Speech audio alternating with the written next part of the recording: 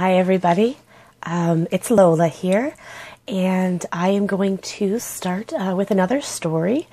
I am super kind of excited that people really liked the other ones, so I am going to try and get all of the books you request. Don't worry, I will find them and I will read them for you. But right now I have this one. It's Disney's WInnie the Pooh Bedtime Stories. And so we're going to start. I'm going to read one of the stories from here, and we'll keep reading them all. So let's get going. So you can see Pooh in bed, all ready for sleep. So the one we're going to read first, In Search of Breakfast. But we're also going to have coming up, Once Upon a Bounce, Rabbit's Rules of Order, A Night to Remember, Owl's Well That Ends Well. Oh, that's kind of funny, like all's well that ends well. Gopher's Day Off, Prince Eeyore, and Shadow Play. But let's get started on this story. In Search of Breakfast. It was the very best time of day in the 100-acre wood, which is the same as saying it was the very beginning of the day, when the sun was just easing itself up over the horizon. It was the time when a certain bear of very little brain typically rolled out of bed to celebrate the new morning with a very large breakfast. But this wasn't to be a typical morning at Winnie the Pooh's house. Instead of the friendly rattle of honeypots and hungry smacking noises, the only sound to be heard was a long, shivering sigh, followed immediately by a most forlorn, "Oh, bother." Pooh was sitting on the edge of his bed, swinging his feet aimlessly and looking terribly sad. He looked as if not even the thought of breakfast would cheer him up. In fact, when the thought of his favorite time of day for a small smackerel of something sweet to eat did occur to him, he wrinkled up his forehead even more and swung his feet around a bit more nervously and said very loudly, "Oh, bother, bother." Some serious thinking had to be done about breakfast, and Pooh knew there wasn't enough room inside for it to take place properly. So he hopped off the bed and began to dress as quickly as he could.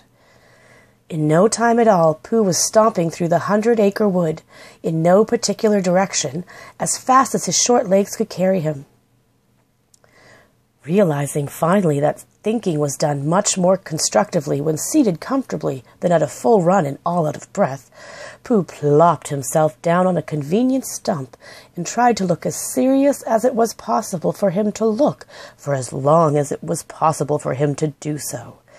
He managed this for up to several seconds at a time, hoping that the more he looked as if he were having an idea, the more likely it would be that one might come along and take root. But instead of an idea, Tigger happened along. He reacted with dismay at the uncharacteristic look of concentration on Pooh's face. "Pooh boy," Tigger said with great concern in his voice, "what's the matter? Thorn in your paw? Ache in your tooth? Cramp in your cramper?" Pooh tried desperately to hang on to his serious expression as he answered, "No, Tigger, it's nothing like that. Why do you ask?" "I'm asking because you look like you just lost your best friend," Tigger said. "And I know that's impossible because I was standing right next to you the last time I looked." Pooh smiled. "You were standing there the last time I looked too," he said. Then he sighed as he realized that all his efforts at thoughtfulness had disappeared along with his frown. "Then what are we waiting for?" shouted Tigger with delight. "It's time for breakfast. Let's go do what Pooh Bears and Tiggers do best and snarf down a few smackerels." "I can't," said Pooh so quietly that Tigger almost didn't hear him. "Winnie the Pooh can't have breakfast?" Tigger responded in amazement. "Why not?" "Because breakfast is what is eaten after a night's sleep," Pooh explained sadly, "and I haven't slept yet." There he looks in bed like he's a little worried and not sleeping. "I think you'd better tell me what's going on, Pooh," said Tigger solemnly. "Well," Pooh began, thinking back, It was a soft and cozy night. My bed was quite comfortable, and I just had my midnight smackerel, so there was no rumbly in my tumbly to keep me awake. So what happened? Tigger wanted to know. Did some sort of noisy type noise keep you awake? Creaking faucets or dripping floors? No, replied Pooh thoughtfully. It was the quiet I listened to all night long. There seemed to be so much of it.